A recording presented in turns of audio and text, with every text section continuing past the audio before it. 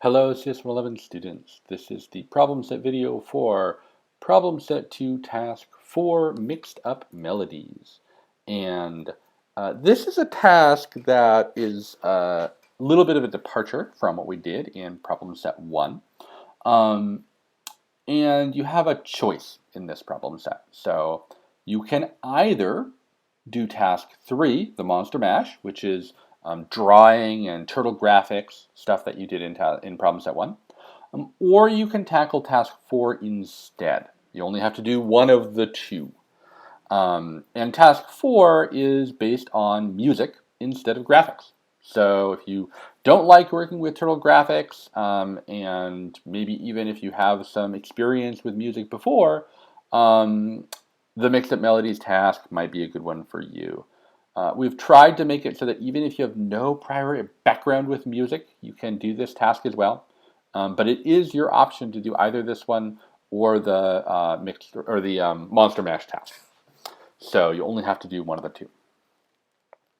And this task is based on some 18th century dice-based music composition. There's an example from Mozart called Musikalisches Würfelspiel. And the way that worked is Mozart composed a bunch of little tiny, like 1 or 2 bars of music and little pieces of a full melody. And then you would roll dice.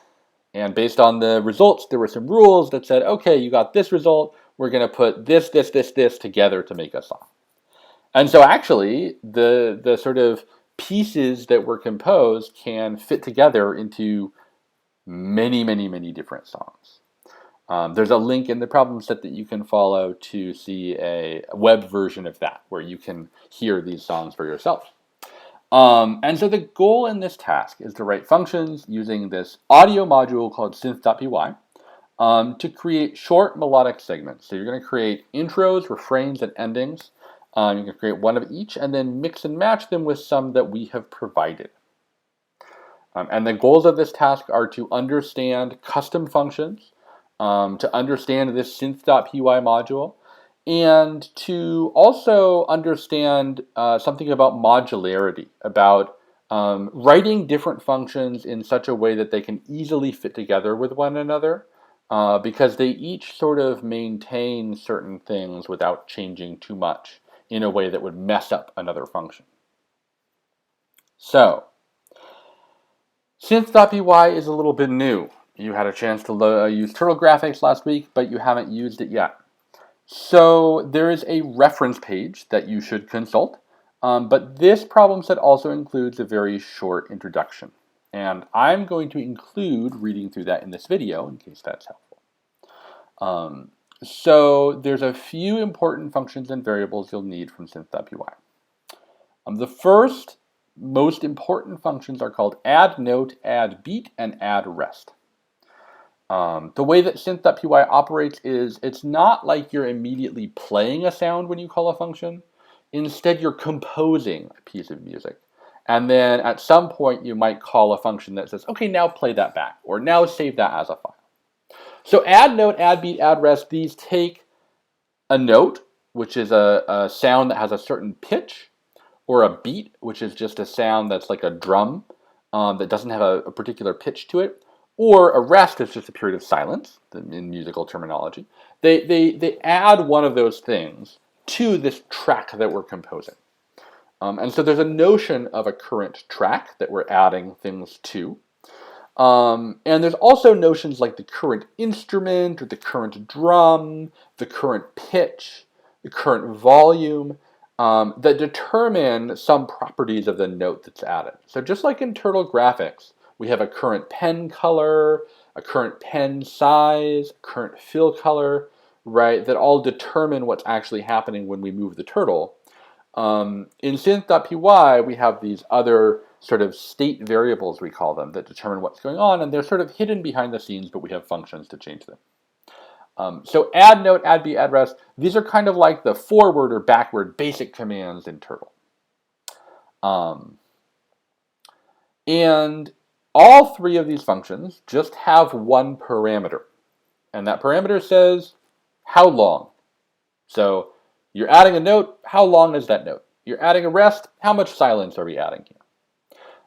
And when you call them, they'll sort of like move the position in time forward to the end of the note to beat the rest that they added. So if you call add note 3 times, you'll get 3 notes in sequence, one after the other. So if we are just telling the note what its duration is, how do we know what the pitch is or what instrument it's using?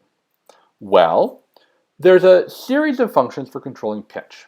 These are called half step up and half step down, step up and step down, and then leap up and leap down. And we have this notion of a current pitch, and these functions modify that current pitch. They each take one parameter, which is the number of half steps or leaps to take. And they each modify the pitch in different ways. Now, if you are deep into music theory, we could talk about the details of what a half step or a step is and where does this term leap come from, which is not a music theory term. But I'm going to assume that you may not be deep into music theory. And so the best thing to do is play around with these, see what sounds nice to you. You can stick with leap up and leap down if you want. They're pretty safe in terms of it's going to be hard to create a dissonant note combination by using leap up or leap down. They use what's called a pentatonic scale, if you want to look that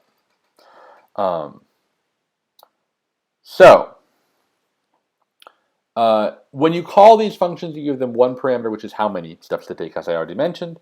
And so you could say something like step up, parentheses, 3. To take 3 steps up, that makes a higher pitch. And then if you called add note after that, then the note would have a higher pitch. All right. So what other functions do we have that can affect these notes that are being added? So we have louder and quieter functions. These will increase or decrease the volume level. You can just call them without any arguments, or you can give them one argument, which is a number, which is like how much louder or quieter to be, with the default being 1 step.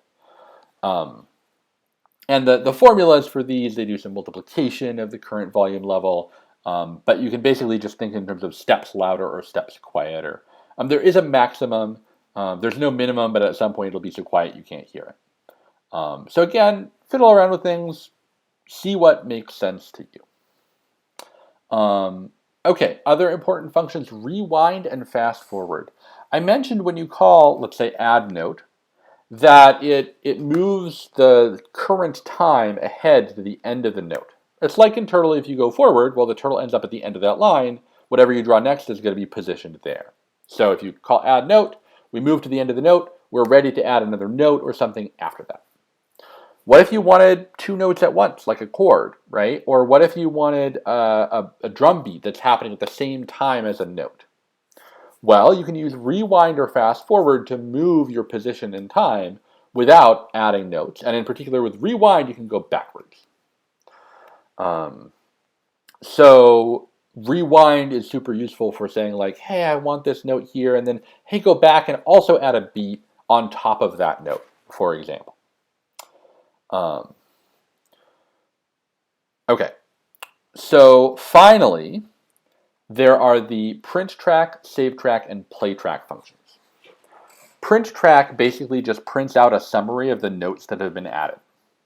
And the summary includes when the note was added and a bunch of other things about it.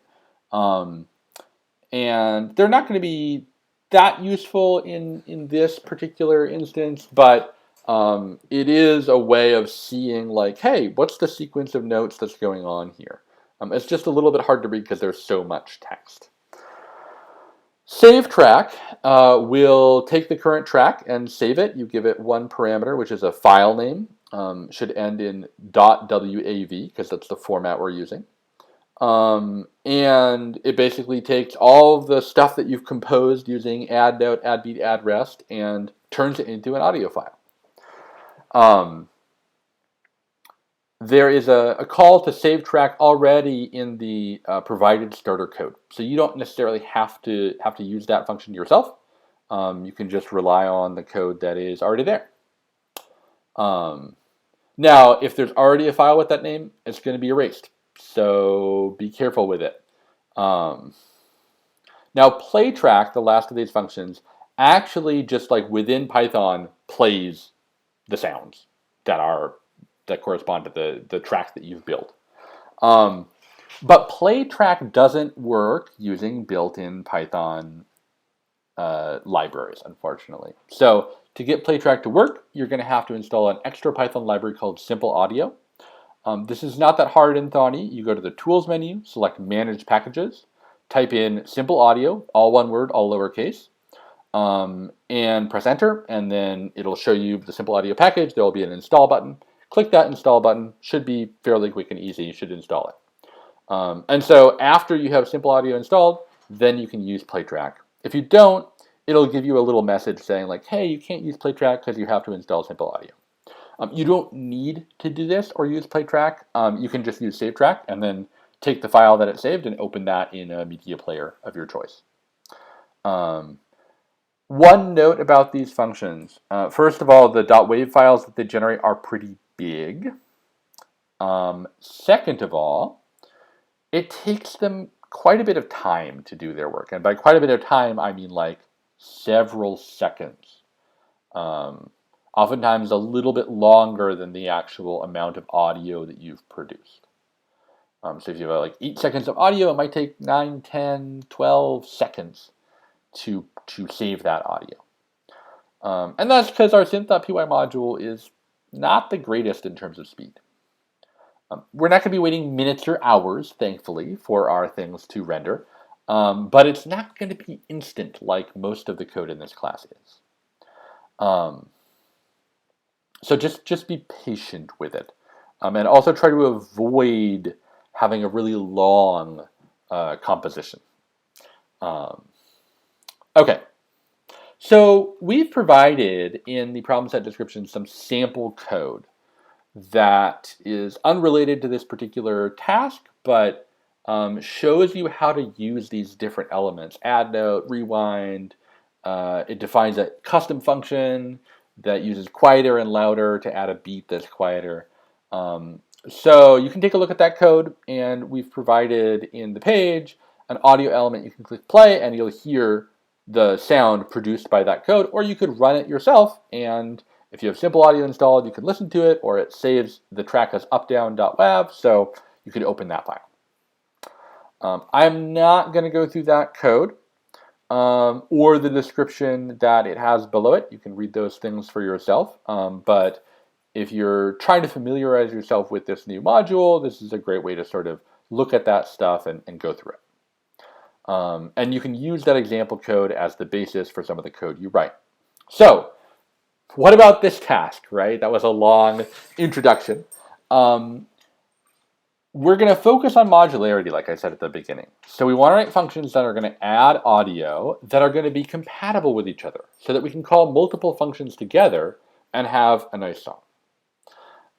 There's lots of different ways we could do this, but what we're going to do is the following.